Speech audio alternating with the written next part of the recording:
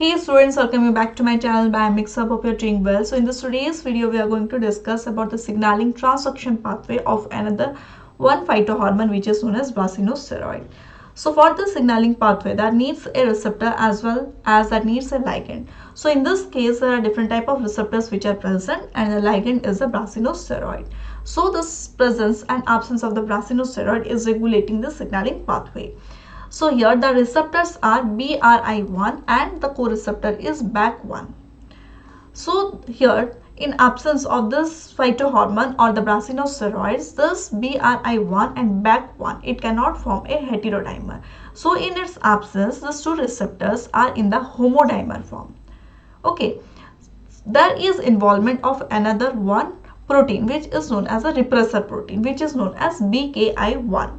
So what does it? It inhibits the activity of BRI1. So this BRI1, which is a receptor, it is being inhibited by the C-terminal domain of this BRI1 and the inhibitory protein which is known as BKI1. Okay, so when there is another, when this repressor, that is BKI1, it is inactive, this BRI1 and BAC1, they are being recycled. It goes endocytosis and it is being recycled. Now we will see what happens in presence of this brassinosteroid. What happens in presence of this phytohormone?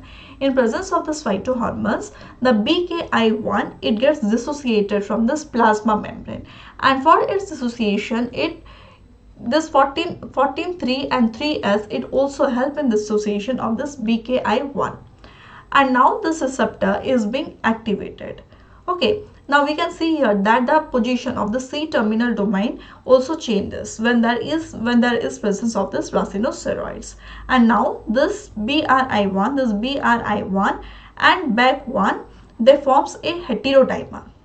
Okay, and this is being regulated by the autophosphorylation. Okay, now this receptor, what does it? It is working as a kinase and it phosphorylates another one protein which is known as B.sc.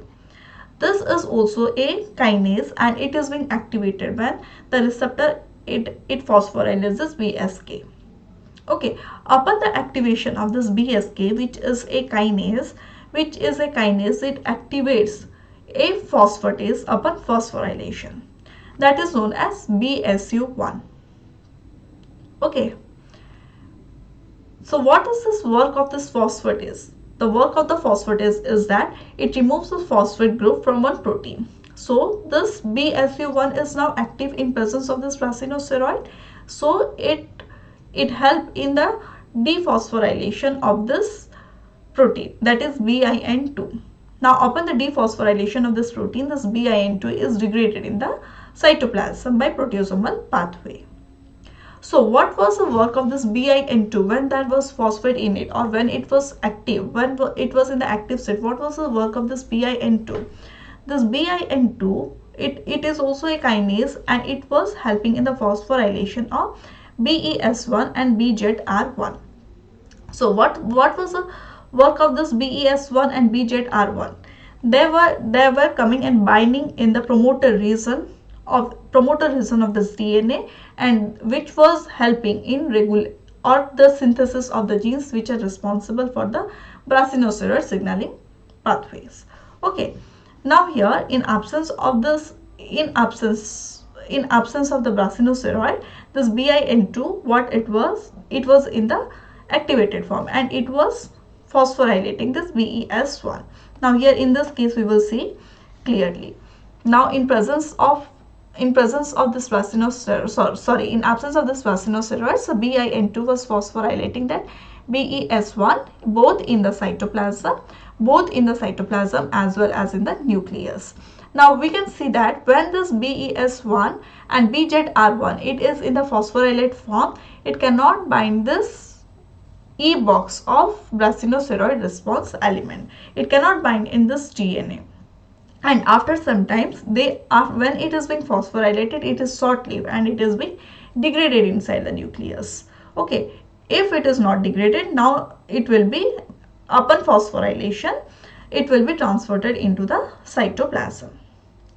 Okay, so So what happens when there is presence of this brassinosteroids? In presence of the brassinosteroid help in the activation of the BSU1, which was a phosphatase. What it does, it removes the phosphate from the BIN2, and this BIN2 is degraded in the cytoplasm. So no one can enter inside the nucleus, and the phosphorylation of BES1 and BZR1 is not done here. Now this BES and BZR1, it is in the active form when it is not in the phosphorylated form. Now it comes and bind in the E box or B brassinosteroid response element. With other transcription factors, it helps in the transcription of the genes which are responsible for the synthesis of the brassinosteroids, or we can tell that the brassinosteroid related genes are being expressed. Or there is other case like it will inhibit the genes which are repressor of this brassinosteroid biosynthesis. Okay, these are the two conditions how this brassinosteroid is being, how the signaling pathway of this brassinosteroid is being regulated. So I hope this videos will be helpful for you for your preparation. You have understood this. So the main topics which are asked in the examinations are: what is the kinase, how it is being regulated, which is a phosphatase, and there can be some experimental questions like when there is mutation of this kinase, what will be the downstream response. So these are certain types of questions which are being asked in different type of exams. So thank you everyone for watching this video till the end, and if you like this video, please do not forget to subscribe. Thank you.